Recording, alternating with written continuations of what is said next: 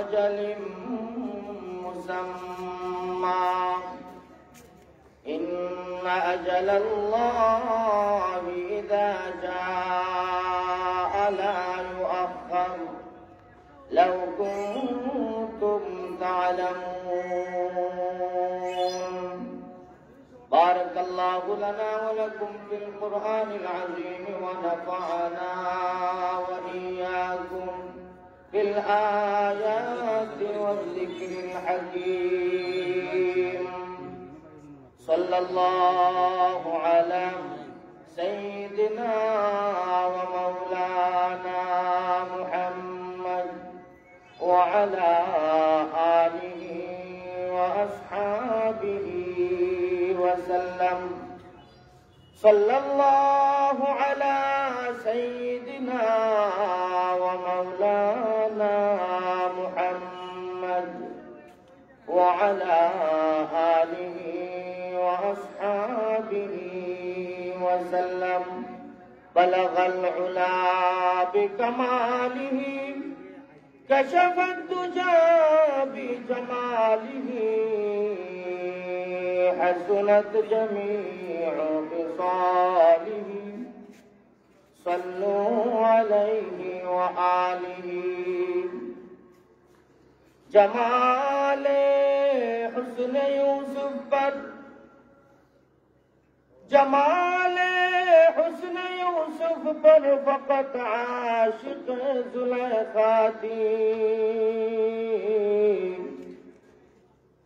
تمہارے روئے روشن پر فدا ساری خدائی ہے بلغ العلا بکمالہ کشف الدجى بجماله حسنت جميع خصاله صلوا عليه وآله حسن يوسف دم عيسى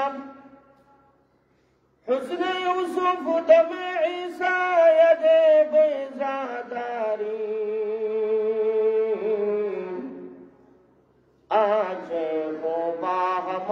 دارند تو تنہا داری بلغ العلا بکمالہ کشف الدجى بجمالہ حسنت جميع خصاله صلوا عليه وآله ইয়াকুল গ্রামবাসী উদ্যোগে আয়োজিত আজকে বার্ষিক ইসলামী মহাসম্মেলনের পরম শ্রদ্ধাভাজন সভাপতি, মঞ্চে উপস্থিত জাতির রাহবর, সম্মানিত উলামায়ে কেরাম,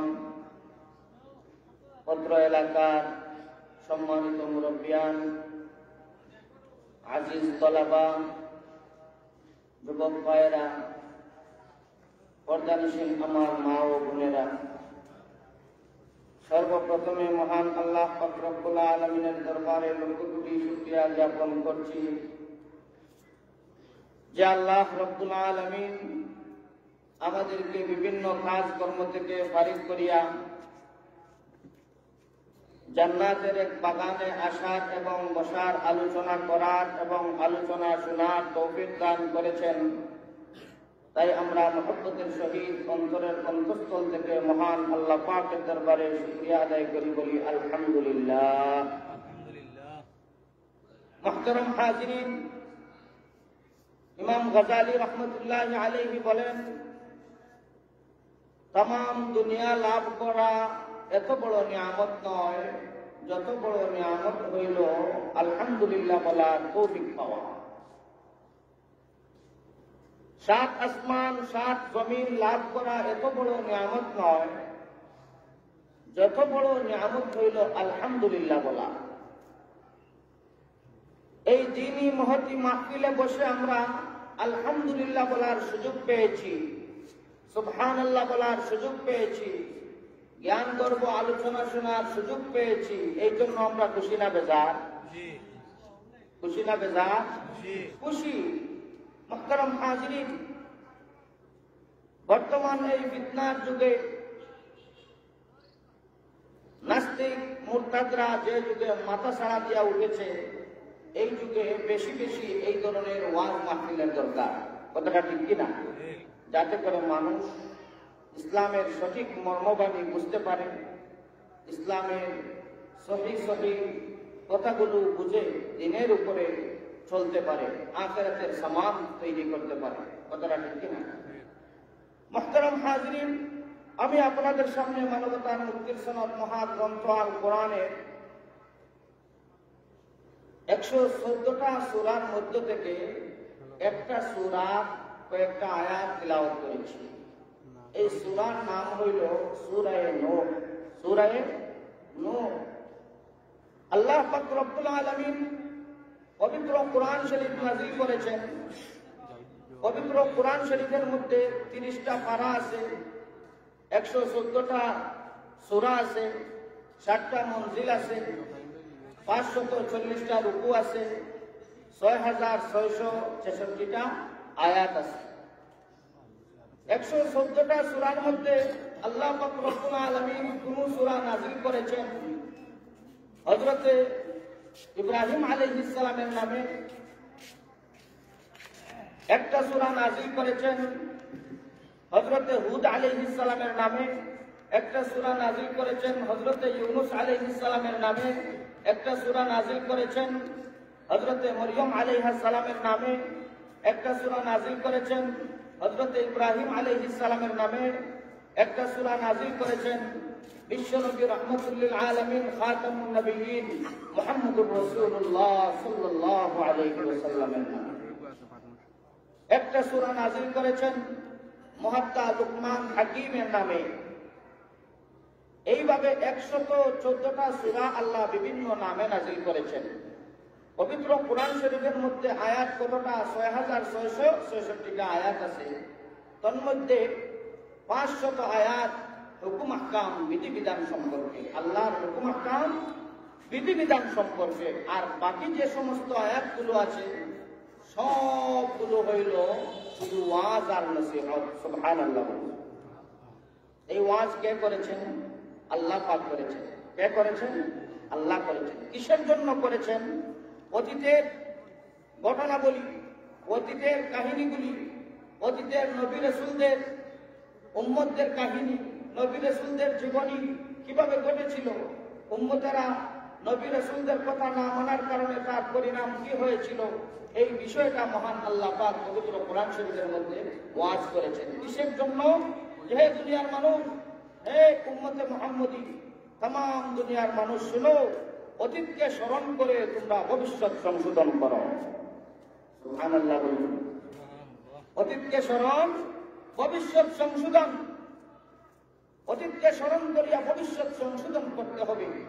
আমার তিলাওয়াতকৃত সূরা নূহের কয়েকটা আয়াতের মধ্যে মহান আল্লাহ পাক ইরশাদ করেছেন, ইন্না আরসালনা নূহান ইলা কওমিহি, নিশ্চয় আমি নূহ পয়গম্বরকে তার কওমের নিকট প্রেরণ করেছিলাম এই নির্দেশ সহ, আন আনজির কওমাকা, তুমি তোমার কওমকে ভীতি প্রদর্শন করো, তুমি তোমার কওমকে ভয় দেখাও, ডর দেখাও, মিন ক্বাবলি আন ইয়াতিয়াহুম আযাবুন আলীম, তাদের উপরে মর্মন্তুদ যন্ত্রণাদায়ক শাস্তি আসার আগে আগে তুমি তাদেরকে ভীতি প্রদর্শন করো। হযরত নূহ আলাইহিস সালাম বলেছিলেন, ক্বালা ইয়া কওমি, হে আমার সম্প্রদায়, ইন্নী লাকুম নাযীরুম মুবিন, নিশ্চয় আমি প্রকাশ্য ভীতি প্রদর্শনকারী। সুতরাং আনি'বুদুল্লাহ, তোমরা আল্লাহর ইবাদত করো। কার ইবাদত করো? আল্লাহর ইবাদত করো। ওয়াত্তাকুহু, এবং আল্লাহকে ভয় করো। ওয়া আতিউন, এবং আমি নবীর আনুগত্য করো। যদি তোমরা আল্লাহর ইবাদত করো আর আল্লাহকে ভয় করো আর আমার আনুগত্য করো, তাহলে আল্লাহ পাক রব্বুল আলামিন ইয়াগফির লাকুম মিন যুনুবিকুম, আল্লাহ পাক রব্বুল আলামিন তোমাদের জীবনের সমস্ত গুনাহ মাফ করে দিবেন। সুবহানাল্লাহ। মুহতারাম হাজিরিন, আল্লাহ পাক রব্বুল আলামিন 1,24,000 মতান্তরে 2,24,000 আম্বিয়ায়ে কেরাম এই পৃথিবীর জমিনে প্রেরণ করেছেন। প্রত্যেকের সর্বপ্রথম দাওয়াত ছিল কালিমার দাওয়াত। ইয়া আইয়ুহান নাস, হে মানব সমাজ, কুলু লা ইলাহা ইল্লাল্লাহ, তোমরা বলো আল্লাহ ছাড়া কোনো মাবুদ নাই, তুফলিহুন, তাহলে তোমরা কামিয়াব হয়ে যাবে, তোমরা সফল কাম হয়ে যাবে। সর্বপ্রথমে নবীদের দাওয়াত ছিল একত্ববাদের দাওয়াত। কিসের দাওয়াত? একত্ববাদের দাওয়াত। মূর্তি পূজা পরিত্যাগ করিয়া, শিরিক পরিত্যাগ করিয়া তোমরা একত্ববাদে বিশ্বাসী হও, এক আল্লাহকে মানো, এক আল্লাহ ছাড়া আর কোনো মাবুদ নাই। আল্লাহকে মানার পরে সেই আল্লাহর ইবাদত করো। সুবহানাল্লাহ। আনিরবুদুল্লাহ, কার ইবাদত করো? আল্লাহর ইবাদত করো। হযরতে নূহ আলাইহিস সালাম এইভাবে দাওয়াত দিতে লাগলেন। তার কওমকে 950 বছর দাওয়াত দিলেন। কয়শো বছর? 950 বছর। 950 বছর দাওয়াত দিলেন। উনি দাওয়াত দেন মূর্তি পূজার বিরুদ্ধে, উনি একত্ববাদের পক্ষে দাওয়াত দেন, যাতে করে মানুষ দিনের ছায়াতলে, দিনের দিন ইসলামের সুশীতল ছায়াতলে চলে আসে, শিরিক মূর্তি পূজা বাদ দিয়ে একত্ববাদে বিশ্বাসী হয়। হযরত নূহ আলাইহিস সালাম সেই দাওয়াত দিতে লাগলেন। এমতা অবস্থায় তারা সেই দাওয়াতের পরিবর্তে পলায়ন করা আরম্ভ করলো এবং নূহ আলাইহিস সালামকে অকথ্য ভাষায় গালিগালাজ করতে আরম্ভ করলো। শুধু তাই নয়, পাগল বলিয়া ইট পাটকেল নিক্ষেপ করা আরম্ভ করলো। হযরত নূহ আলাইহিস সালামকে কোনদিন তারা পাথর মারতে পাথরের স্তূপের নিচে উনি গেড়ে যাইতেন। তখন জিব্রাইল আলাইহিস সালাম আসিয়া উদ্ধার করতেন। জিব্রাইলকে বলতেন, ও ভাই জিব্রাইল, আমার পরবর্তী কাজ কি? জিব্রাইল আলাইহিস সালাম বলতেন, হে আল্লাহর পয়গম্বর, আপনার পরবর্তী কাজ হলো মানুষকে একত্ববাদের দিকে দাওয়াত দেওয়া, মানুষকে কালিমার দাওয়াত দেওয়া, ইসলাম সম্পর্কে সঠিক ধারণা দেওয়া, এটাই হলো আপনার পরবর্তী কাজ। হযরত নূহ আলাইহিস সালামকে তারা খুব যন্ত্রণা দিতে লাগলো। 950 বছর দাওয়াত দিলেন। এমতা অবস্থায় রাস্তা দিয়া যখন হেঁটে যাইতেন, তখন পাগল বলিয়া ছোট ছোট ছেলেরা, বড় বড় মানুষেরা পাগল বলিয়া ইট পাটকেল নিক্ষেপ করত। ঘটনাক্রমে একদিন হযরত নূহ আলাইহিস সালাম রাস্তা দিয়া হেঁটে যাইতেছেন। এক বাবার কুলে তার শিশু আছে। শিশু তার বাবাকে বলল, বাবা, আমাকে একটু ছাড়ুন, আমি এই পাগলটাকে 2টা ইটা দিয়ে আসি, 2টা পাথর নিক্ষেপ করে আসি। হযরত নূহ আলাইহিস সালাম এই কথা শুনলেন, শুনিয়া বড় কষ্ট পাইলেন। আল্লাহর পয়গম্বর হযরত নূহ আলাইহিস সালাম এই কথা যখন শুনলেন, দুধের শিশু সে কিভাবে বুঝতে পারলো আমাকে পাথর মারতে হয়? দুধের শিশুও বুঝে আমাকে পাথর মারা লাগবে। আল্লাহ, আমি এমন কোন জঘন্যতম অপরাধ করি নাই যে জঘন্যতম অপরাধের কারণে আমাকে পাথর মারতে হবে। আমি তো তোমার কালিমার দাওয়াত দিতেছি, ইসলামের দাওয়াত দিতেছি। সুতরাং হে আল্লাহ, এই জাতির ব্লাড নষ্ট হয়ে গেছে, এই জাতি দ্বারা ইসলামের কাজ আর হবে না, এই জাতিকে তুমি সমূলে ধ্বংস করে দাও। হযরত নূহ আলাইহিস সালাম বদদুয়া করলেন। কি করলেন? বদদুয়া করলেন জাতির বিরুদ্ধে। আল্লাহ পাক রব্বুল আলামিন প্রত্যেক নবীকে এক একটা বিশেষ দোয়ার ক্ষমতা দিয়েছেন, যে বিশেষ দোয়া যখন যেভাবে করবেন সেই মুহূর্তে সেই দোয়াটা প্রয়োগ হয়ে যাবে। সেই মুহূর্তে, যে মুহূর্তে জাতির বিরুদ্ধে করবেন অথবা জাতির পক্ষে করবেন, তৎক্ষণাৎ আল্লাহ পাক রব্বুল আলামিন সেই দোয়া কবুল করবেন। প্রত্যেক নবীকে বিশেষ একটা ক্ষমতার দোয়া, বিশেষ একটা ক্ষমতার ক্ষমতা, বিশেষ একটা দোয়ার ক্ষমতা আল্লাহ পাক রব্বুল আলামিন দান করেছেন। বিশ্বনবী রাহমাতুল লিল আলামিন খাতামুন নবিয়্যিন হাদিস শরীফের মধ্যে ইরশাদ করেছেন, লিকুল্লি নাবিয়্যিন দাওয়াতুন মুস্তাজাবা ফাতাআজ্জালা কুল্লু নাবিয়্যিন দাওয়াতুহু ফি উম্মতিহি ওয়া ইন্নী ইখতাবা'তু দাওয়াতি শাফাআতান লিউম্মতি ইয়াওমাল কিয়ামাহ। বিশ্বনবী রাহমাতুল লিল আলামিন খাতামুন নবিয়্যিন হাদিস শরীফের মধ্যে ইরশাদ করেছেন, আল্লাহ পাক রব্বুল আলামিন প্রত্যেক পয়গম্বরকে বিশেষ একটা দোয়ার ক্ষমতা দান করেছেন। আর প্রত্যেক নবী ছিলেন মুস্তাজাবুদ দাওয়াত। লিকুল্লি নবিয়্যিন দাওয়াতুন মুস্তাজাবা। প্রত্যেক নবী ছিলেন মুস্তাজাবুদ দাওয়াত। আল্লাহ পাক রব্বুল আলামিন তারপরেও প্রত্যেক নবীকে এমন একটা বিশেষ ক্ষমতার এমন একটা বিশেষ দোয়ার পাওয়ার দান করেছিলেন, যখন যেভাবে দোয়া করবেন সেইভাবে মহান আল্লাহ পাক রব্বুল আলামিনের দরবারে কবুল হয়ে যাবে। বিশ্বনবী রাহমাতুল লিল আলামিন খাতামুন নবিয়্যিন বলেন, আমি সেই দোয়া আমার উম্মতের বিরুদ্ধে আমি করি নাই, আমার সেই দোয়া আমার জাতির বিরুদ্ধে করি নাই, সেই দোয়া আমি আমার শত্রুদের বিরুদ্ধে করি নাই। আমি বিশ্বনবী রাহমাতুল লিল আলামিন খাতামুন নবিয়্যিন যখন কিয়ামতের কঠিন ময়দানে আমার উম্মতেরা অসহায় হয়ে যাবে, গুনার বোঝা বহন করতে পারবে না, জাহান্নামের ফয়সালা হয়ে যাবে, তখন আমি বিশ্বনবী কিয়ামতের কঠিন ময়দানের জন্য সেই আমার বিশেষ দোয়া রিজার্ভ করে রেখে দিয়েছি। সুবহানাল্লাহ বলুন। বিশ্বনবী বলেন, আমি আমার সেই বিশেষ দোয়া আমি আমার গুনাহগার উম্মতের জন্য হাসরের ময়দানে প্রয়োগ করব। আমার সেই দোয়াটা হাসরের ময়দানের জন্য আমি রিজার্ভ করে রেখে দিয়েছি। হযরতে নূহ আলাইহিস সালাম সেই বিশেষ দোয়াটা প্রয়োগ করেছেন জাতির বিরুদ্ধে। হযরতে লূত আলাইহিস সালাম সেই বিশেষ দোয়াটা প্রয়োগ করেছেন জাতির বিরুদ্ধে। হযরতে হুদ আলাইহিস সালাম সেই বিশেষ দোয়া প্রয়োগ করেছেন জাতির বিরুদ্ধে। এইভাবে অনেক আম্বিয়ায়ে কেরাম জাতির বিরুদ্ধে দোয়া প্রয়োগ করেছেন।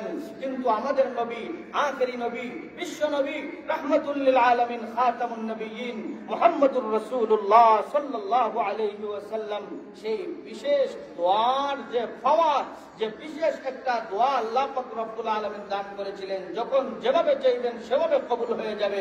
বিশ্বনবী সেই দোয়াটা গুনাহগার উম্মতের জন্য হাসরের ময়দানে রিজার্ভ করে রেখে দিয়েছেন, হাসরের ময়দানে সেই দোয়াটা প্রয়োগ করবেন। হযরতে নূহ আলাইহিস সালাম সেই দোয়াটা উম্মতের বিরুদ্ধে প্রয়োগ করেছেন। কি প্রয়োগ করলেন? হযরতে নূহ আলাইহিস সালাম উম্মতদেরকে দাওয়াত দিতে লাগলেন, কিন্তু উম্মতেরা কি করতে লাগলো? কষ্ট দিতে আরম্ভ করলো। কয়শো বছর দাওয়াত দিয়েছেন? 950 বছর। 950 বছর দাওয়াত দেওয়ার পরে হযরতে নূহ আলাইহিস সালাম আল্লাহ পাক রব্বুল আলামিনকে বললেন, হে আল্লাহ, قال رب إني دعوت قومي ليلا ونهارا فلم يزدهم دعائي إلا فرارا। আল্লাহর পয়গম্বর হযরতে নূহ আলাইহিস সালাম বললেন, হে আল্লাহ, আমি আমার কওমকে 950 বছর দাওয়াত দিয়েছি। শুধু দিনে দাওয়াত দেই নাই, রাত্রিতেও আমি দাওয়াত দিয়েছি। দিনে এবং রাতে আমি আমার উম্মতদেরকে দাওয়াত দিয়েছি। আমি যত তাদেরকে কালিমার দাওয়াত দেই, তত তাদের কানের মধ্যে তারা আঙ্গুল ঢুকায়। আমার দাওয়াত তাদের পলায়নতাকে আরো বৃদ্ধি করে দিয়েছে। আমি যত তাদেরকে ইসলামের দিকে ডাকি, তত তারা দূরে সরে যায়। তারা ফালাম ইয়াজিদহুম দুআই ইল্লা ফিরারা। হে আল্লাহ, আমার দিনের দাওয়াত যেটা আমি তাদেরকে দিয়েছি, আমার দাওয়াত তাদের পলায়নতাকে আরো বৃদ্ধি করে দিয়েছে। আল্লাহ পাক রব্বুল আলামিন বললেন, তাহলে হে নূহ, তাহলে আর এই জাতির পক্ষে কাজ করলে কাম হবে না। সুতরাং এখন কি করা দরকার? হযরতে নূহ আলাইহিস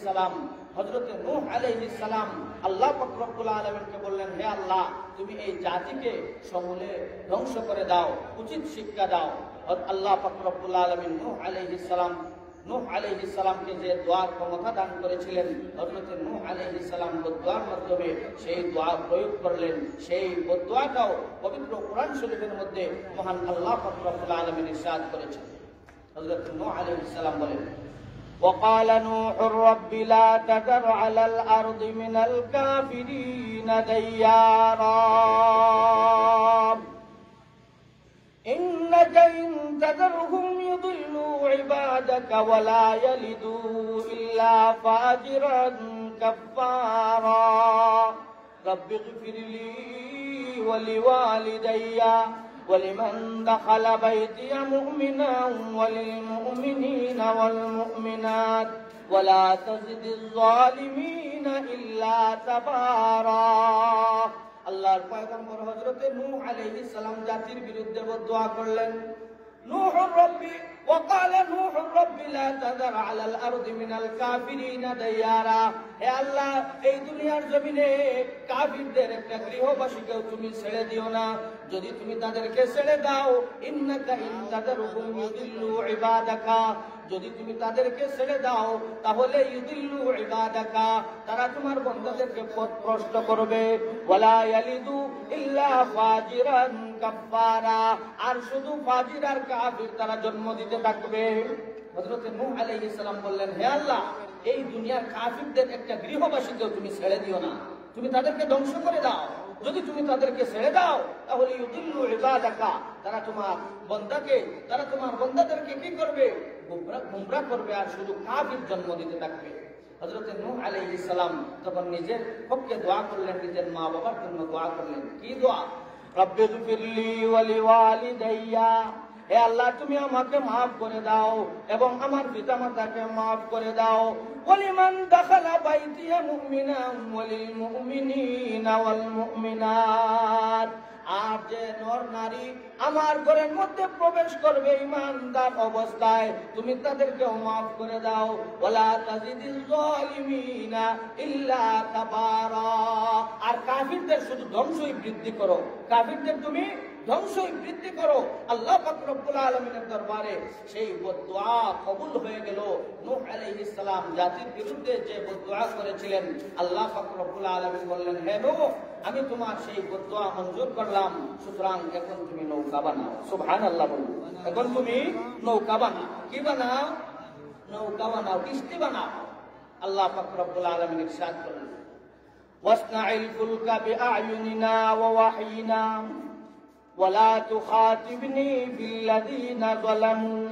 إنهم مغرقون الله رب العالمين حضرت نوح عليه السلام কে বললেন হে নূহ ওয়াসনাইল ফুলকা বিআয়ুনিনা ওয়া ওয়াহয়িনা তুমি আমার তত্ত্বাবধানে এবং আমার ওহী অনুযায়ী তুমি কিস্তি তৈয়ার করো নৌকা বানাও সুবহানাল্লাহ বলো ওয়ালা তুখাতিবনি ফিল্লাযিনা যালামু আর যারা জালিম যারা জুলুম করেছে তাদের ব্যাপারে তোমার কোনো কথা চলবে না তুমি তাদের পক্ষে আর কোনো কথা বলিও না ইন্নাহুম মুগরাকুন নিশ্চয়ই তারা ডুবে মরবে এখন হযরত নূহ আলাইহিস সালাম আল্লাহ পাক রব্বুল আলামিনের ওহী অনুযায়ী এবং আল্লাহ পাকের তত্ত্বাবধানে কাঠ সংগ্রহ করিয়া নৌকা বানাইতে আরম্ভ করলেন মরুভূমিতে নৌকা বানাইতেছেন এখন দেখা যায় কাফির মুশরিকদের নেতৃস্থানীয় লোক সেখান দিয়ে অতিক্রম করতে সময় নূহ আলাইহিস সালামকে নিয়ে ক্রিটিসাইজ করে উপহাস করে ঠাট্টা মশকারি এই কথাটাও আল্লাহ পবিত্র কোরআনে ইরশাদ করেছেন সুবহানাল্লাহ আল্লাহ পাক রব্বুল আলামিন বলেন ويصنع الفلك وكلما مر عليه ملأ من قومه سخروا منه قال إن تسخروا منا فإنا نسخر منكم كما تسخرون الله رب العالمين বলেন নূহ আলাইহিস সালামের যুগের নেতৃস্থানীয় কাফির মুশরিকরা যখন নৌকার পাশে দিয়ে অতিক্রম করত তখন নূহ আলাইহিস সালামকে নিয়ে তারা ঠাট্টা মশকারি করত উপহাস করত কি বলতো ও নূহ তোমার মাথার সব তার ছিঁড়ে গেছে সুতরাং মরুভূমিতে কোনোদিন পানি হয় না কোনোদিন ফ্লাড হবে না বন্যা হবে না তাহলে মরুভূমিতে নৌকা বানাইয়া তুমি কি করবে নাউযুবিল্লাহ বলেন হযরত নূহ আলাইহিস সালামের নেতৃস্থানীয় কাফির মুশরিকদের নেতৃস্থানীয় লোক যখন নৌকার পাশে দিয়ে যাইত তখন তারা ঠাট্টা মশকারি করত উপহাস করত যে ও নূহ তুমি তো আসলে কি বলবো তোমাকে মরুভূমির বালুকের মধ্যে নৌকা কিভাবে চলবে এখানে তো পানি নাই সুতরাং নৌকা কিভাবে চলবে তখন তারা ঠাট্টা মশকারি করে হযরত নূহ আলাইহিস সালামকে আল্লাহ পাক রব্বুল আলামিন জানাইয়া দিলেন ও নূহ তোমাকে নিয়ে যেভাবে তারা ঠাট্টা মশকারি করতেছে উপহাস করতেছে তুমি জানাইয়া দাও ইন তাসখারু মিন্না ফা ইন্না নাসখারু মিনকুম কামা তাসখারুন হে কাফির মুশরিকদের দলেরা তোমরা যেভাবে আমাকে নিয়ে ঠাট্টা মশকারি উপহাস করতেছো ইনশাআল্লাহ এমন একদিন আসবে সেদিন আমিও তোমাদেরকে নিয়ে ঠাট্টা মশকারি করব আর উপহাস করব ফাসাউফা তাআলামুন অচিরেই তোমরা জানতে পারবে সুবহানাল্লাহ অচিরেই তোমরা জানতে পারবে তারা ঠাট্টা মশকারি করতে আরম্ভ করলো যে মরুভূমির বালুর মধ্যে কিভাবে আবার নৌকা চলবে, জাহাজ চলবে? নূহ তো দেখা যায় এখন তার মাথা খারাপ হয়ে গেছে, এখন মরুভূমির বালুর মধ্যে নৌকা তৈরি করতে আরম্ভ করেছে। হযরত নূহ আলাইহিস সালাম বললেন, ইন তাসখারু মিন্না ফা ইন্না নাসখারু মিনকুম কামা তাসখারুন। তোমরা যেভাবে আমাকে নিয়ে উপহাস করতেছো, আমাকে নিয়ে যেভাবে তোমরা উপহাস করতেছো, এমন একদিন আসবে সেদিন তোমাদেরকে নিয়ে আমরা উপহাস করব। একটা কথা আছে, মান যাহিকা যুহিকা, যাকে নিয়ে হাসা হয় তাকে নিয়েও হাসা হয়। আজকে আপনি একজনকে নিয়ে হাসতেছেন, ঠাট্টা মশকারি করতেছেন, উপহাস করতেছেন, এমন একদিন আসবে সেও আপনাকে নিয়ে হাসবে। কামা তাদিনু তুদানু, যেমন কর্ম তেমন বল, কামাই বললে জামাই বলা। কথাটা ঠিক কিনা? মুহতারাম হাজিরিন, এই জন্য কোন মানুষ যদি গরিব থাকে তাকে অবহেলা করা যাবে না, কারণ এমন একদিন আসবে সে ধনী হয়ে যাবে, আল্লাহ তাকে ধনী বানাইয়া দিবেন, তখন আপনি হবেন গরিব আর আপনাকে নিয়ে সে উপহাস করবে। কথাটা ঠিক কিনা? কোন পাগলকে নিয়ে ঠাট্টা মশকারি করা যাবে না, উপহাস করা যাবে না, ইসলামে এটা নিষিদ্ধ করা হয়েছে। কথাটা ঠিক কিনা?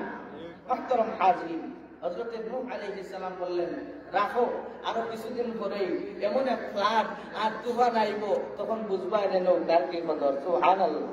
হযরত নূহ আলাইহিস সালাম 3 তলা বিশিষ্ট একটা জাহাজ, একটা নৌকা তৈরি করলেন, একটা কিস্তি তৈরি করলেন। কয় তলা বিশিষ্ট? 3 তলা বিশিষ্ট। হযরত নূহ আলাইহিস সালামের 950 বৎসরের জিন্দেগির ফসল, 950 বৎসরের দাওয়াতের ফসল হইল মাত্র 40 জোড়া মানুষ ইসলাম গ্রহণ করেছিল। কত জোড়া মানুষ? 40 জোড়া। 40 জোড়ায় কতজন? 80 জন। 40 জোড়ায় কতজন? 80 জন মানুষ ইসলাম ধর্ম গ্রহণ করেছিল। আর বাকি সব কাফির মুশরিক রয়ে গিয়েছিল, তারা মূর্তি পূজায় লিপ্ত, তারা শিরকের মধ্যে লিপ্ত। হযরত নূহ আলাইহিস সালাম নৌকা কমপ্লিট করে দিলেন। কি করে দিলেন? নৌকা কমপ্লিট হয়ে গেল, 3 তলা কমপ্লিট হয়ে গেল। এখন তো পানি আসার অপেক্ষা করতে হবে। কথাটা ঠিক কিনা? পানি না এলে তো নৌকা চলতো না। এখন কাফির মুশরিকদের নেতৃস্থানীয় লোক বলল যে নূহ তো নৌকা বানাইছে, সুতরাং এখন তাকে আরো একটু বেশি উপহাস করা দরকার। এই নৌকাটার মধ্যে তোমরা মলমূত্র ত্যাগ করিয়ে নৌকাটাকে একেবারে অপবিত্র করে দাও। নৌকাটাকে তোমরা একেবারে অপবিত্র করে দাও, মলমূত্র ত্যাগ করিয়া নৌকাটাকে একেবারে খানায় খানায় বর্বর করে দাও। কাফির মুশরিকদের নেতৃস্থানীয় মানুষের এই ঘোষণার পর এখন দেখা যায় তাদের হাজত সারা মুহূর্ত আসলে তখন তারা নৌকায় আসিয়া মলমূত্র ত্যাগ করে। নাউজুবিল্লাহ। নৌকায় এসে কি করে? মলমূত্র ত্যাগ করে। এটা উপহাস করে। কাকে নিয়ে? আল্লাহর পয়গম্বরকে নিয়ে। আল্লাহর পয়গম্বরকে নিয়ে তারা উপহাস করে। কিছুদিনের ভিতরে দেখা যায় নৌকাটা একেবারে মলমূত্রে খানায় খানায় ভরপুর হয়ে গেছে। নাউজুবিল্লাহ। হযরত নূহ আলাইহিস সালাম কওমের লোকদেরকে বললেন, আমরা যেহেতু সংখ্যালঘু আর তারা সংখ্যাগরিষ্ঠ, আমরা সংখ্যালঘু আর তারা সংখ্যাগরিষ্ঠ, সুতরাং আমরা উচ্চবাচ্য করতে পারবো না। আমরা যদি বড় গলায় কথাবার্তা বলি তাহলে আমাদের সমস্যা হবে। আমরা আল্লাহর কাছে বিচার দিলাম, আল্লাহ পাক রব্বুল আলামিন আমাদের বিচার করবেন। সুবহানাল্লাহ। মুমিনের 2 কাম, মুমিনের 2 কাম, নিয়ামত পাইলে শুকরিয়া আদায় করা আর বিপদে ধৈর্য ধারণ করা। নিয়ামত পাইলে শুকরিয়া আদায় করা আর বিপদে ধৈর্য ধারণ করা। হযরত নূহ আলাইহিস সালাম বললেন, হে আমার কওমের লোকেরা, সুতরাং এখন যখন আমাদের উপরে একটা বিপদ আইছে আর তারা মলমূত্র ত্যাগ করিয়া আমাদের নৌকা, আমাদের কিস্তিটা একেবারে খানায় খানায় ভরপুর করে দিয়েছে, শুধু বর্জ্য আর বর্জ্য, মলমূত্র, সুতরাং আমরা আল্লাহর কাছে বিচার দেই, মহান আল্লাহ পাক রব্বুল আলামিন আমাদের বিচার করবে। এমতা অবস্থায় নূহ আলাইহিস সালাম কোনো কথা বললেন। আর যে সমস্ত এই ষড়যন্ত্রকারীরা, কাফির মুশরিকরা নূহ আলাইহিস সালামের কিস্তিতে মলমূত্র ত্যাগ করেছিল, আল্লাহ পাক রব্বুল আলামিনের পক্ষ থেকে আযাব স্বরূপ তাদের শরীরের মধ্যে কুষ্ঠ রোগ দেখা দিল। তাদের শরীরের মধ্যে কি রোগ দেখা দিল? কুষ্ঠ রোগ। এখন দেখা যায় দেশের যত MBBS, FRCS যত ডাক্তার আছেন, যত কবিরাজ আছেন, যত ধরনের মালিশ আছে, যত ধরনের ট্যাবলেট আছে, যত ধরনের ক্যাপসুল আছে, কোনো কিছুতেই আর কাজ হয় না। কারণ এই গজবটা তো আল্লাহর পক্ষ থেকে, গজবটা আল্লাহর পক্ষ থেকে। মুহতারাম হাজিরিন, এমনটা অবস্থায় কোনো কবিরাজ, কোনো ডাক্তারে ঔষধ দ্বারা তাদের কাজ হয় না, কুষ্ঠরোগ দিন দিন বাড়তে আরম্ভ করেছে। এখন দেখা যায় শরীরের মধ্যে পছন্দ ধরে গিয়েছে, শুধু ব্যথা আর ব্যথা, গা আর গা, দুর্গন্ধ আর দুর্গন্ধ। এখন তারা কি করবে চিন্তায় পড়ে গেছে। এরপরেও নূহ আলাইহিস সালামের নৌকার মধ্যে তারা মলমূত্র ত্যাগ করা ছাড়ছে না এখন পর্যন্ত। ঘটনাক্রমে একদিন একজন কাফির মলমূত্র ত্যাগ করতে আসিয়া পিছলা খাইয়া হযরত নূহ আলাইহিস সালামের নৌকার মধ্যে ডুবে গেছে। পিছলা খাইয়া মলমূত্রের মধ্যে ডুবে গেছে, পিছলা খাইয়া। এমনটা অবস্থায় হাবুডুবু খাইয়া নৌকা থেকে উঠছে, উঠিয়া বাড়িতে গেছে, গিয়া গোসল উসল করছে। গোসল উসল মলমূত্র সুগন্ধি না দুর্গন্ধযুক্ত? সুগন্ধযুক্ত না দুর্গন্ধযুক্ত? এমন দুর্গন্ধ পৃথিবীর কোন মানুষও এটাকে বালা পায় না, কথাটা ঠিক কিনা? এত দুর্গন্ধ। বাড়িতে গিয়া বুকটি গোসল করছে, গোসল করিয়া বালা করিয়া এমনটা অবস্থায় গরমের মাঝে গেছে, গিয়া দেখে যত সময় যায় এখন তত আরাম পায়। এখন রাত ঘুমাইছে, সকালে উঠিয়া দেখে তার কুষ্ঠরোগ ভালো হয়ে গেছে। লগর সাথী সঙ্গে ইটাই উঠিয়া হইলা, ইটারে ও আমরা তো যত কবিরাজের কাছে গেলাম, তুমিও গেলা। তখন কোন কবিরাজের সন্তান পাইলা, যে কবিরাজের সন্তান পাওয়ার কারণে তোমার কুষ্ঠরোগ ভালো হয়ে গেল, বলে আর মাতিও না। নূহ আলাইহিস সালামের নৌকার যে আমরা মলমূত্র ত্যাগ করছিলাম, সেই মলমূত্রের বরকতে আমার শরীরের কুষ্ঠরোগ ভালো হয়ে গেছে। আল্লাহ পাক রব্বুল আলামিন নূহ আলাইহিস সালামকে জানাইয়া দিলেন, হে নূহ, হে আমার নবী, তুমি ধৈর্য ধরো।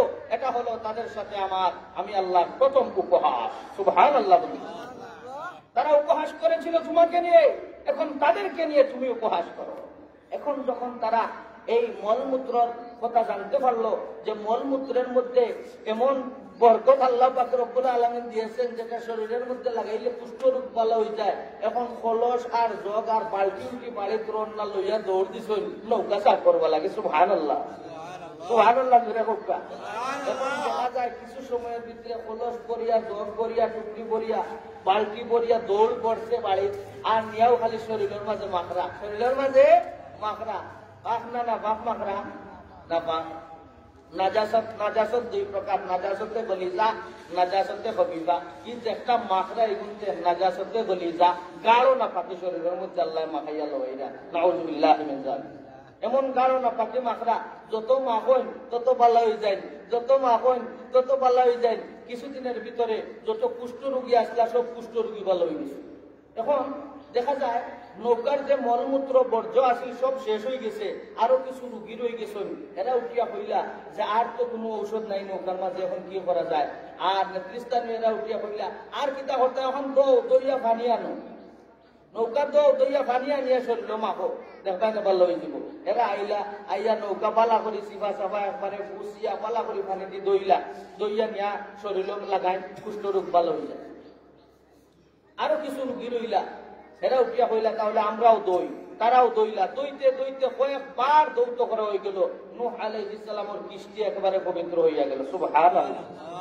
আল্লাহ পাক রব্বুল আলামিন বললেন, হে নূহ, এটা তাদের সাথে আমি আল্লাহ প্রথম উপহাস, তাদের সাথে আমি আল্লাহ প্রথম উপহাস। কুষ্ঠরোগীও ভালো হইয়া গেল। যেতে পাপ করছিল সেইয়াতেই খন্ডাইলা, কথাটা ঠিক কিনা মুহতারাম হাজিরিন? যেতে পাপ করছিল সেইয়াতে খন্ডাইলা। কামা তাদিনু তুদানু, যেমন কর্ম তেমন ফল। মান জাহিকা জুহিকা, আজকে তুমি অন্যকে নিয়ে হাসবে, কিছুদিন পরে সেও তোমাকে নিয়ে হাসবে, কথাটা ঠিক কিনা? আজকে তুমি যাকে অবহেলা করবে, কিছুদিন পরে সেও তোমাকে অবহেলা করবে। এটা দুনিয়ার নীতি। মুহতারাম হাজিরিন, এখন হযরত নূহ আলাইহিস সালামের কৃষ্টি পরিপূর্ণ একেবারে পবিত্র হয়ে গেল, পরিষ্কার পরিচ্ছন্ন হয়ে গেল। আর মুসলমান কতজন? মাত্র 40 জন। মুসলমান কতজন? মাত্র 40 জন।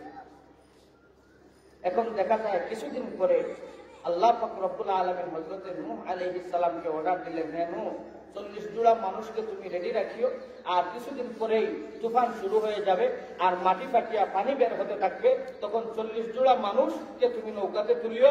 নৌকা তো 3 তলা, 3 নম্বর তলায় তুমি তুলবে মহিলাদেরকে, আর 2য় তলায় পুরুষদেরকে, আর প্রথম তলায় প্রত্যেক যুগলের প্রত্যেক শ্রেণীর এক এক জোড়া প্রাণীর, প্রত্যেক প্রাণীর এক এক জোড়া হিংস্র প্রাণীর এক এক জোড়া তুমি নৌকার কিস্তির প্রথম তলায় তুমি তুলবে। সুবহানাল্লাহ।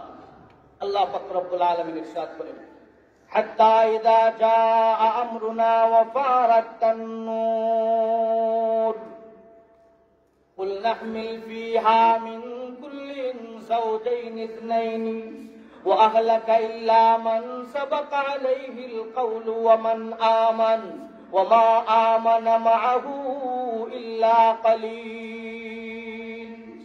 আল্লাহ পাক রব্বুল আলামিন আল্লাহর পয়গম্বর হযরত নূহ আলাইহিস সালামকে বললেন, হে নূহ, কিছুদিন তুমি ধৈর্য ধারণ করো, তোমার মানুষদেরকে তুমি ঠিক রাখো, প্রত্যেক প্রাণীর এক এক জোড়াকে তুমি রেডি রাখো।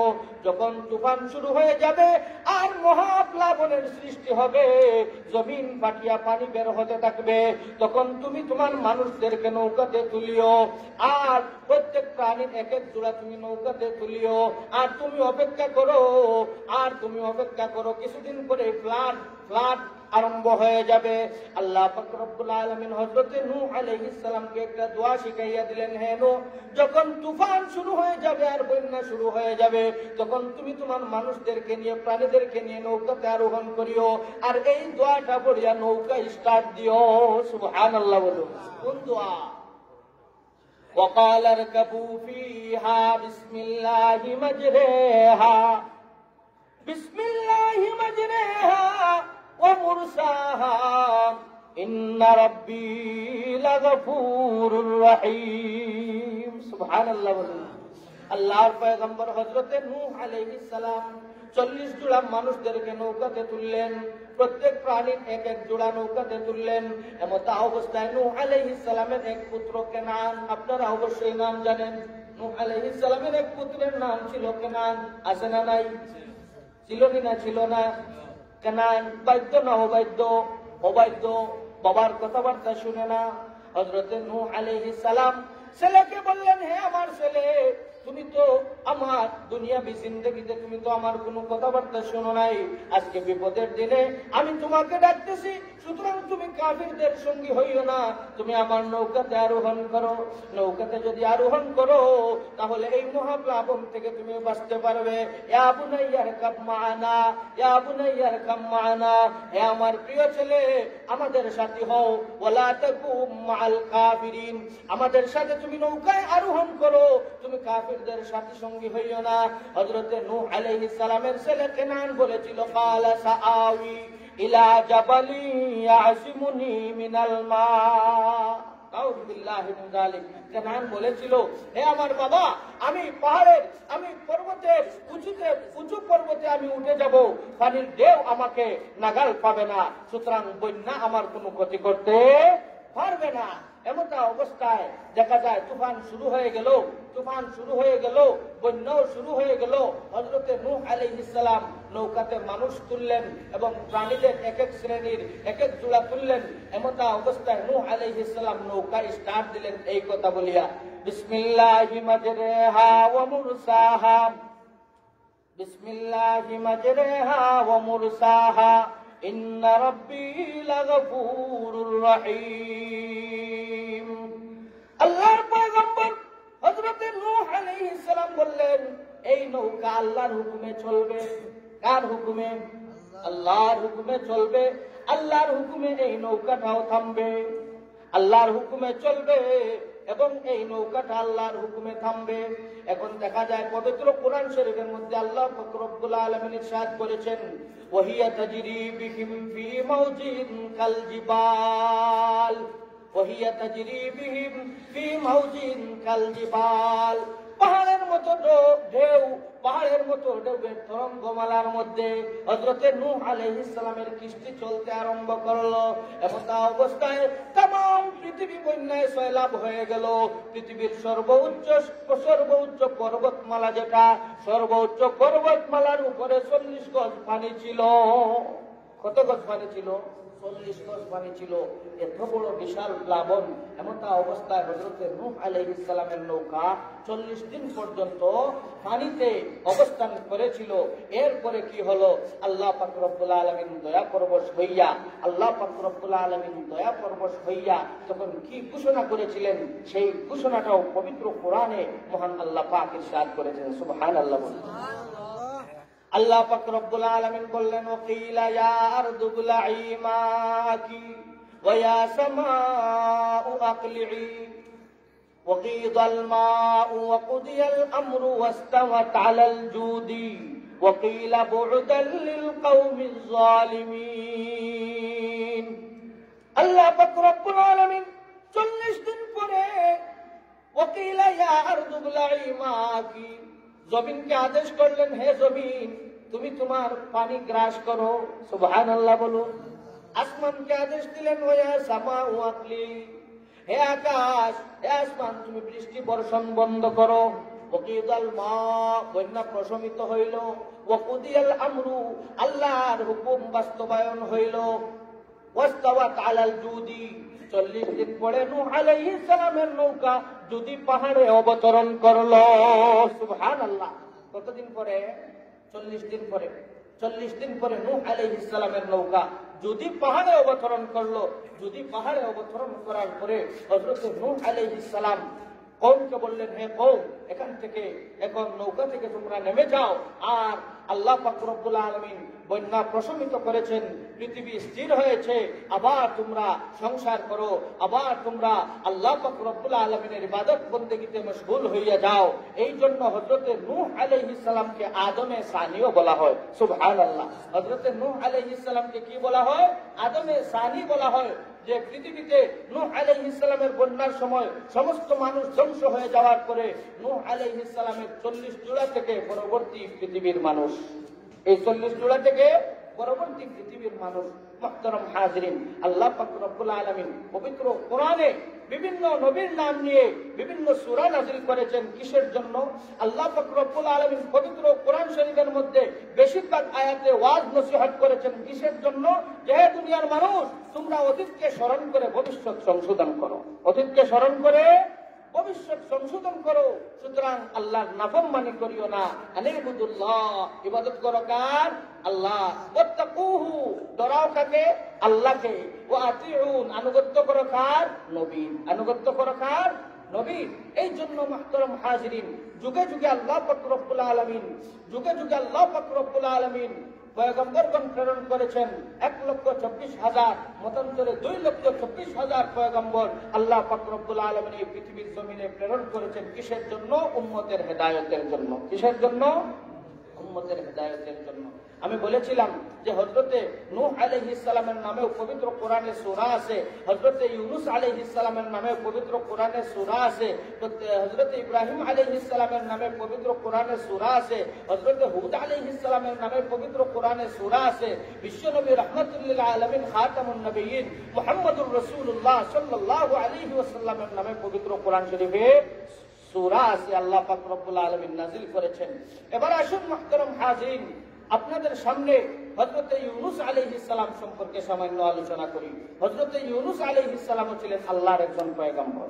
হযরতে ইউনূস আলাইহিস সালামও আল্লাহর একজন পয়গম্বর ছিলেন।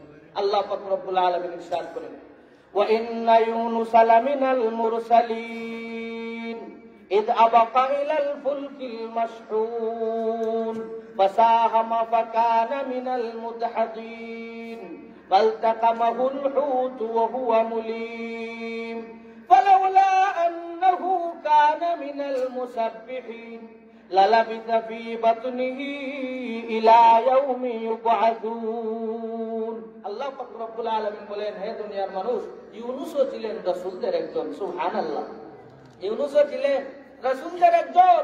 ইদ আবাকা ইলাল ফুলকিল মাশহুন, স্মরণ করে সেই সময়ের কথা যখন আমার পয়গম্বর ইউনূস পলায়ন করিয়া এক পারবাহী নৌযানে আরোহণ করেছিল, আর সেখানে সে লটারিতে যোগদান করেছিল। পরবর্তীতে একটা মাছ তাকে গিলে খেয়ে ফেলছিল। কথাটা ঠিক কিনা মুহতারাম হাজিরিন? আল্লাহ পাক রব্বুল আলামিন পবিত্র কোরআন শরীফের মধ্যে হযরত ইউনূস আলাইহিস সালামের সমস্ত ইতিহাস তুলে ধরেছেন। প্রত্যেক আম্বিয়া কেরামের সমস্ত ইতিহাস, পৃথিবীর সূচনা লগ্ন থেকে পৃথিবীর শেষ পর্যন্ত সমস্ত ইতিহাস কোরআন ধরে রেখেছে, সুবহানাল্লাহ। সমস্ত ইতিহাস কোরআন ধরে রেখেছে। আল্লাহ পাক রব্বুল আলামিন ইরশাদ করেন, ওয়ানাজ্জালনা আলাইকাল কিতাবা তিবয়ানাল লিকুল্লি শাই। আল্লাহ পাক রব্বুল আলামিন বলেন, এই পৃথিবীর সব কিছুর বিশদ বর্ণনা আমি আল্লাহ পাক পবিত্র কোরআন শরীফে নাযিল করেছি। সুবহানাল্লাহ। হযরত ইউনূস আলাইহিস সালামকে আল্লাহ প্রেরণ করেছিলেন ইরাকে মুসেল প্রদেশে নিনুয়া শহরে 1 লক্ষেরও অধিক জনগোষ্ঠীর জন্য আল্লাহ নবী বানাইয়া প্রেরণ করেছিলেন। সুবহানাল্লাহ। উনারও একই মিশন ছিল, একই কাজ ছিল, দ্বীনের দিকে, আল্লাহর দিকে, একত্ববাদের দিকে মানুষদেরকে আহ্বান করা। এই একই কাজ ছিল আম্বিয়ায়ে কেরাম।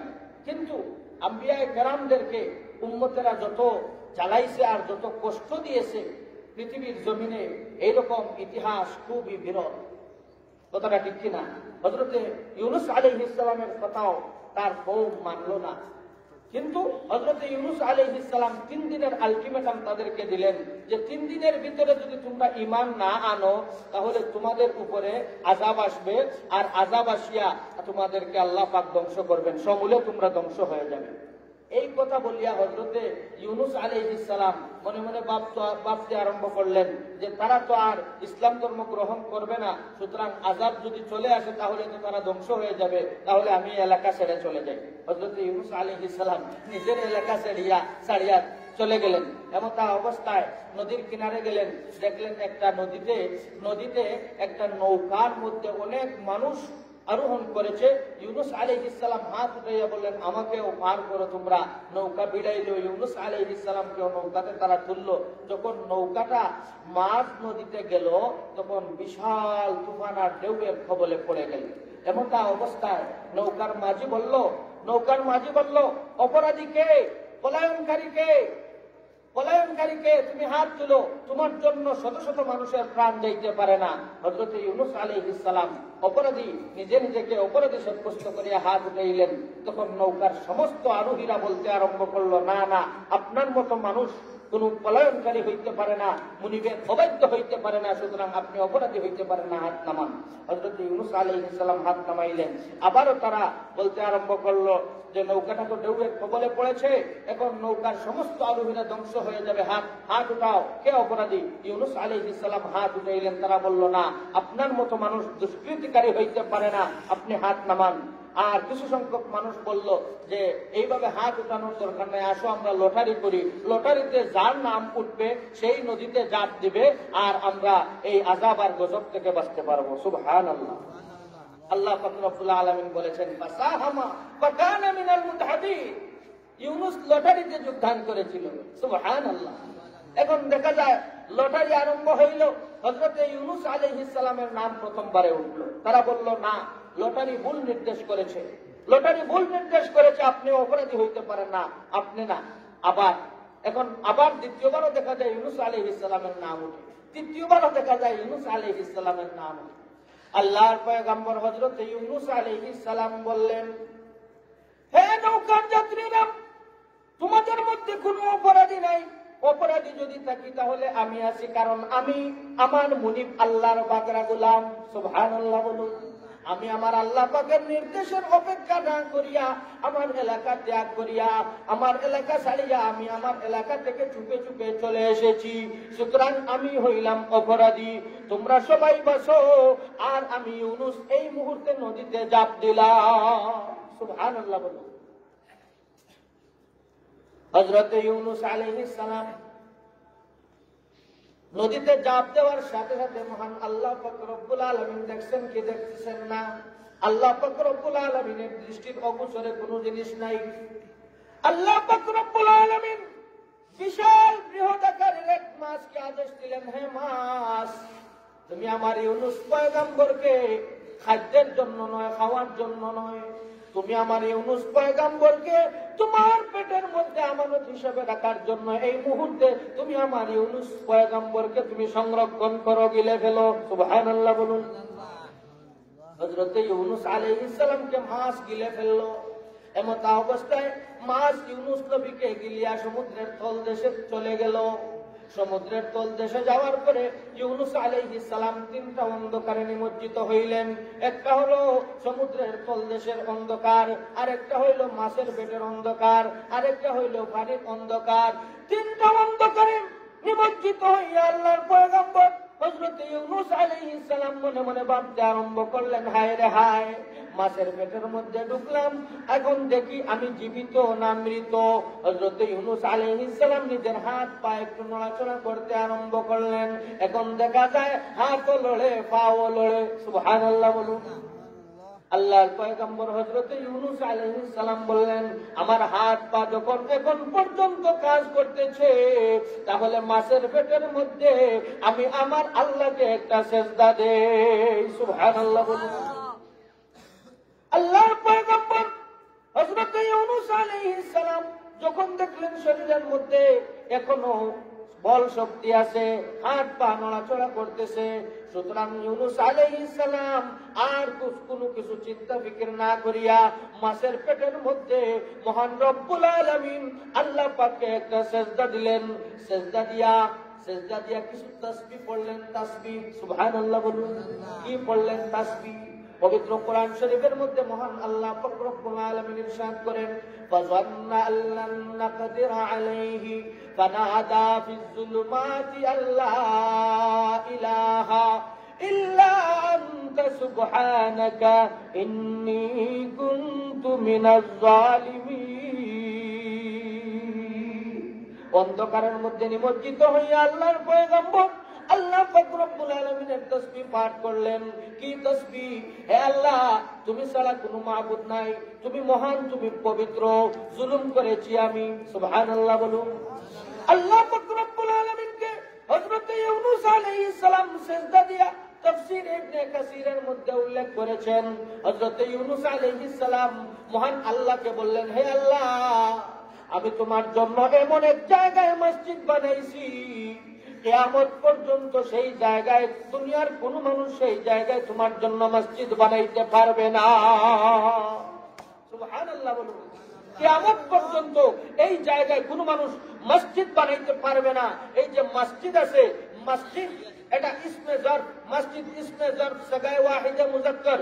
এর অর্থ হলো সিজদা করনে কি জায়গা, সিজদা করনে কি জায়গা। মসজিদকে মসজিদ বলা হয় কেন?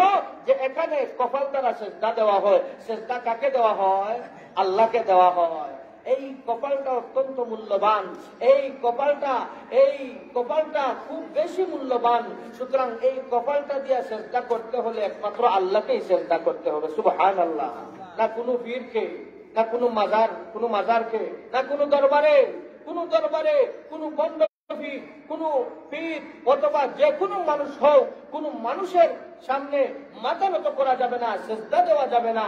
কপাল যদি ব্যবহার করতে হয় তাহলে আল্লাহর নামে, আল্লাহকে সিজদা দিয়া এই কপালটাকে ব্যবহার করতে হবে।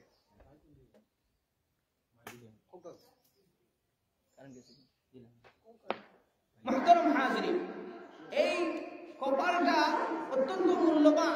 সিজদা দিতে হলে এই কপাল দ্বারা কাকে দিতে হবে? আল্লাহকে সিজদা দিতে হবে। হযরত ইউনূস আলাইহিস সালাম বললেন, হে আল্লাহ, আমি এমন এক জায়গায় তোমার জন্য মসজিদ বানাইছি, কিয়ামত পর্যন্ত এই জায়গায় কেউ মসজিদ বানাইতে পারবে না। পারবেনি মাছের পেটের মধ্যে গিয়ে সিজদা দিতে। আল্লাহ পাক রব্বুল আলামিন দয়া পরবশ হইয়া মাছকে আদেশ দিলেন, হে মাছ, আমার ইউনূস পয়গম্বর মাছের পেটের মধ্যে গিয়ে আমি আল্লাহকে ভুলে নাই, আমি আল্লাহকে সে সিজদা দিয়েছে, সিজদা দিয়েও ক্ষান্ত হয় নাই। আমি আল্লাহর গুণগান করেছে, আমি আল্লাহর নামে তাসবিহ তাহলিল জিকির আজকার করেছে। সুতরাং আর দেরি করা যায় না। এই মুহূর্তে তুমি মাছ আমার ইউনূস নবীকে তুমি সমুদ্রের তীরের মধ্যে নিয়ে নিক্ষেপ করো। মাছের শরীরের মধ্যে জ্বালা শুরু হয়ে গেল। এমনটা অবস্থায় মাছ মনে করলো যে যে কম সময়ের ভিতরে যদি ইউনুস পয়গম্বরকে আমি নিক্ষেপ করি তাহলে আমার শরীরটা শান্তি পাবে, শান্ত হবে। এমন তা অবস্থায় মাছ চাইল সমুদ্রের উপরে উঠিয়ে ইউনুস পয়গম্বরকে ছেড়ে দিবে। আল্লাহ পাক বললেন, খবরদার, আমার পয়গম্বর এখন তোমার পেটের মধ্যে থাকতে থাকতে আমার পয়গম্বর একেবারে শরীরটা অবশ হয়ে গেছে, শরীরটা দুর্বল হয়ে গেছে, সুতরাং সমুদ্রের তীরের মধ্যে আমার পয়গম্বরকে তুমি ছাড়ো। এমন তা অবস্থায় মাছ সমুদ্রের একটা তীরের মধ্যে নিয়ে আল্লাহর পয়গম্বর হযরত ইউনুস আলাইহিস সালামকে নিক্ষেপ করল। সুবহানাল্লাহ। হযরত ইউনুস আলাইহিস সালামকে সমুদ্রের তীরের মধ্যে নিক্ষেপ করলো। অপরদিকে ইউনুস আলাইহিস সালামের কওমের অবস্থা হইল যে তিনি তো 3 দিনের আলটিমেটাম দিয়ে গিয়েছিলেন, আর যখন তারা দেখলো 3 দিন পরে আকাশের মধ্যে কালো কালো মেঘমালা, কালো কালো মেঘের ছায়া আসতেছে আকাশের মধ্যে, আর তখনকার যুগে আযাব আসতো মেঘমালা রূপে, মেঘের ছায়ার মতো কালো হইয়া আযাব আসতো জাতির উপরে, উম্মতের উপরে, এইভাবে আযাব আসতো। ইউনুস আলাইহিস সালামের কওম যখন দেখলো এই তো আযাব আসতেছে, কিছুক্ষণের মধ্যেই আমাদেরকে ধ্বংস করা হবে, তুফানের মাধ্যমে হোক আর বর্জ্যধ্বনির মাধ্যমে হোক আর তুফানের মাধ্যমে হোক, আমাদেরকে ধ্বংস করা হবে। সুতরাং বাঁচতে হলে তোমরা সবাই ময়দানে চলে আসো, সবাই ময়দানে চলে আসো। ইউনুস আলাইহিস সালামের কওম তারা কি করলো? বুড়া বুড়ি, ছেলে মেয়ে, ছোট বাচ্চা, একদিনের বাচ্চা, গরু বাছুর, বেড়া, দুম্বা, ছাগল সব কিছুকে নিয়ে তারা ময়দানে চলে গেল। আর সবাইকে বলল, তোমরা ভালো ভালো কাপড় পিন্দি আইও না, তোমরা পাড়া সিলা কুর্তা পিন্দি আইও, যাতে করে আল্লাহর দয়া লাগে। সুবহানাল্লাহ। যাতে করে কার দয়া লাগে? আল্লাহর দয়া লাগে। এই মাত্র আযাব আসতেছে, এই দেখো, যদি এই মুহূর্তে আমরা তওবা না করি তাহলে আকাশের মেঘমালা দিয়া আল্লাহ পাক রব্বুল আলামিন আমাদের উপরে আকাশের মেঘমালা দিয়া গজব দিয়ে আমাদেরকে ধ্বংস করে দিবেন। সুতরাং এই মুহূর্তে তওবা করা দরকার। তারা ময়দানে আসলো, বুড়া বেটা, বুড়া বেটি, ছোট ছোট ছেলে, তারা কান্নাকাটি করতেছে, বুড়া বেটাও কান্নাকাটি করতেছে, বুড়া বেটিও কান্নাকাটি করতেছে। গরু, মহিষ, ছাগল, বেড়া, দুম্বা, হাঁস, মুরগ সব নিয়ে তারা ময়দানে আইছে, পাড়া শিলা কুর্তা কাপড় বিন্দিয়া ময়দানে আইছে। আইয়া তারা তওবা করতে আরম্ভ করছে, আল্লাহ যা করছি জীবনে অপরাধ করেছি, তোমার নবীর কথা না মানার কারণে আজকে দেখা যায় আমাদের উপরে আযাব আসতেছে। আল্লাহ যা করেছি জিন্দগিতে আর কোনোদিন এরকম করবো না, আল্লাহ দয়া করে আমাদের তওবাকে তুমি কবুল আর মঞ্জুর করো। এইভাবে তারা ফরিয়াদ করতে আরম্ভ করলো। আল্লাহ পাক রব্বুল আলামিন তাদের তওবাকে কবুল করলেন, তারা সবাই কালিমা পড়িয়া মুসলমান হইয়া গেল, আর আযাব থেকে আল্লাহ পাক তাদেরকে রেহাই দিলেন। সুবহানাল্লাহ। আল্লাহ পাক তাদেরকে আযাব থেকে রেহাই দিলেন। এমতা অবস্থায় তারা নবীর খুঁজে বের হলো। আমাদের ইউনুস পয়গম্বর কোথায় গেলেন? এখন নবীকে তালাশ করতে করতে করতে করতে সমুদ্রের তীরের মধ্যে গিয়ে তারা পাইল। তখন ইউনুস পয়গম্বরকে নিয়ে তারা তাদের গ্রামের মধ্যে আবার নিয়ে আসলো, আর সেই জায়গা একেবারে ইসলামের জন্য আবাদ হয়ে গেল। সুবহানাল্লাহ। মুহতারাম হাজরিন, আল্লাহ পাক রব্বুল আলামিন পবিত্র কোরআন শরীফের মধ্যে 30 পারা এবং 117টা সূরা, 540টা রুকু, 6666টা আয়াত আছে না নাই? 7টা মঞ্জিল আছে না নাই? আল্লাহ পাক রব্বুল আলামিন 5টা আয়াত শুধু হুকুম আহকাম বিধিবিধান সম্পর্কে নাযিল করেছেন, আর বাকি সব আয়াত দিয়ে আল্লাহ পাক ওয়াজ নসিহত করেছেন। সুবহানাল্লাহ। কিসের জন্য? যে দুনিয়ার মানুষ, তোমরা যদি বাঁচতে চাও তাহলে অতীতকে স্মরণ করিয়া, আমার কোরআনকে অনুসরণ করিয়া, ফলো করিয়া ভবিষ্যৎ সংশোধন করো। আল্লাহ পাক রব্বুল আলামিন অতীতকে স্মরণ করিয়া আমাদের প্রত্যেকের ভবিষ্যৎ সংশোধন করার তৌফিক দান করুন। সকলে বলুন আমিন। আজকের এই মাহফিল সার্থক এবং সফল হোক এই কামনা করে, এই আশাবাদ ব্যক্ত করে এখানে শেষ করছি। ওয়া আখিরু দাওয়ানা আনিল হামদুলিল্লাহি রাব্বিল আলামিন। সাল্লাল্লাহু আলা সাইয়্যিদিনা ওয়া মাওলানা মুহাম্মদ ওয়া আলা আলিহি ওয়া আসহাবিহি ওয়া সাল্লাম। সাল্লাল্লাহু আলা সাইয়্যিদিনা ওয়া মাওলানা মুহাম্মদ ওয়া আলা আলিহি ওয়া আসহাবিহি ওয়া সাল্লাম। আস্তাগফিরুল্লাহ